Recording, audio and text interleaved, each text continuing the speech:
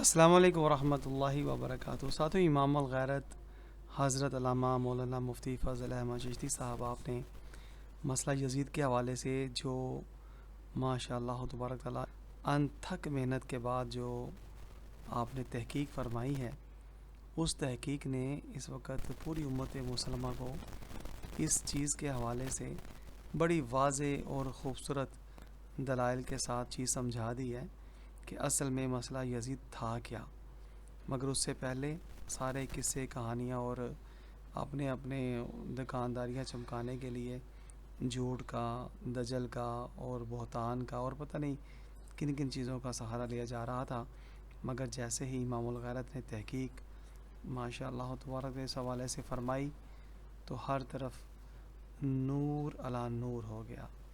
آئیے آپ کی مخالفت کرنے والے ہی اب اپنے مخالفوں کے در پہ ہو چکے ہیں، سماعت کرتے ہیں۔ جو یزیدی نظام کو روکنے کی خاطر جہاد کے سلسلہ میں کربلا پہنچے اور پردیش میں تھے، امام حسین رضی اللہ تعالیٰ عنہ 100% دین بچانے کے لیے اپنا آل و عیال کا اور سب کا خون پیش کر رہے تھے۔ سوال ہوتا ہے صحابہ کہاں تھے؟ آل دین بچانے گئی، صحابہ کہاں تھے؟ میں کہ لوگوں کو دھوکہ نہ دے، جتنی دیر تک میری سانسیں ہیں میں ذمہ دار ہوں اس بات کا۔ توجہ ہے؟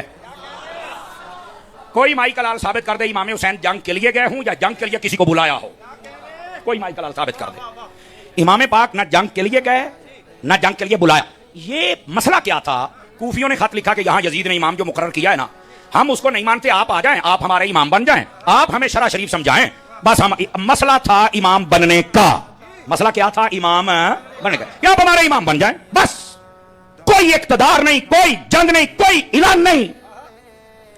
مجھے ایک بندہ کہتا ہے اتاری صاحب تیرے پاس کیا دلیل ہے کہ امام پاک نے کسی کو نہیں بلایا اور جنگ پر نہیں گئے؟ ادھر سنیا جی، ایس گل تے بولو گے تے اگلی گل کراں گا، نہیں تو میں تقریر چھڑ دینی، مطلب پہلو دستا پیا جی 5 کلو کا سار نہیں ہلانا، بول کے مجھے جواب دینا ہے۔ میں نے کہا میں نہیں مانتا کہ امام بلائے تو کوئی نہ آئے۔ کہتا کیا دلیل ہے؟ علماء مشائخ کی توجہ۔ میں نے کہا جب مسئلہ دین کا آ جائے امام حسین بلائے کوئی نہ آئے، میں نہیں مانتا۔ کہا دلیل؟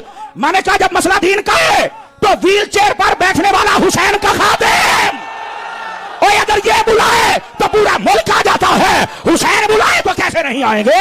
امام علی مقام جانے لگے، حضرت عبداللہ ابن عمر، حضرت عبداللہ ابن عباس، حضرت عبداللہ ابن زبیر جو ساتھ تھے، مدینہ سے ساتھ آئے تھے، انہوں نے مخالفت کی۔ محمد بن حنفیہ مولا علی کے بیٹے امام حسین سے تلخ کلامی کرنے لگ پڑے کہ عراقیوں نے آج تک حسین کسی سے وفا کی ہے کیا آپ وہاں جا رہے ہیں؟ انہوں نے روکا، مخالفت کی کہ عراقیوں نے کبھی کسی سے وفا نہیں کی ہے، آپ یہ خط نہ دیکھیں، یہ بڑے خبیث لوگ ہیں۔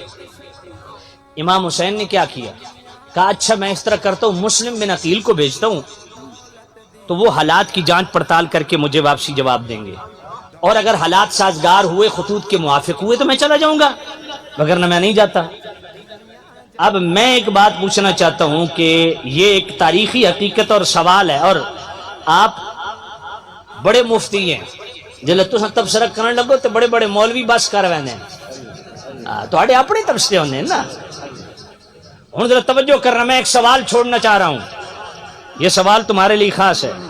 امام علی مقام اگر یزید سے ٹکرانا چاہتے تھے، جنگ کرنا چاہتے تھے، تو پھر مسلم بن عقیل کو حالات جانچنے کے لیے کیوں بھیجا؟ خود چلے جاتے۔ مسلم بن عقیل کیوں گئے؟ اچھا اگر مسلم بن عقیل اوکے کی رپورٹ نہ دیتے، امام حسین جاتے؟ نہ جاتے، تو کیوں نہ جاتے؟ سوال ہے نا، جب دوسرے سوال کرتے ہیں تو ہم بھی سوال کر رہے ہیں۔ بھئی یہ تاریخی حقیقت ہے، تم بھی بیان کرتے ہو، مسلم بن عقیل کو امام حسین نے بھیجا، کیوں؟ حالات دیکھ کے آؤ، حالات سازگار ہوں، خطوط کے موافق ہوں تو مجھے اطلاع دو، میں آ جاؤں گا۔ بھئی اگر ٹکرانا ہی تھا باطل سے تو امام حسین چلے جاتے، حالات جیسے بھی ہوتے، مسلم بن عقیل کو کیوں بھیجا؟ اور اگر مسلم بن عقیل اوکے کی رپورٹ نہ دیتے، امام حسین جاتے؟ بولو۔ اچھا ایک اور بات بتاؤ، یزید شام میں تھا یا عراق میں تھا؟ شام میں، تو امام حسین نے عراق کی طرف رخ کیوں کیا؟ پھر کربلا پہ جا کے گراؤنڈ بنانا آسان ہے یا مکے اور مدینے میں گراؤنڈ سجانا آسان ہے؟ یہ سوال ہیں، چھوٹے چھوٹے سوال ہیں، بڑے بڑے مسئلے آپ کے حل کر دیں گے۔ ان سب کے جواب مجھے آتے ہیں لیکن میں بتاؤں گا نہیں۔ ساتھیوں لائک، سبسکرائب اور بیل آئیکن کو ضرور دبائیے گا۔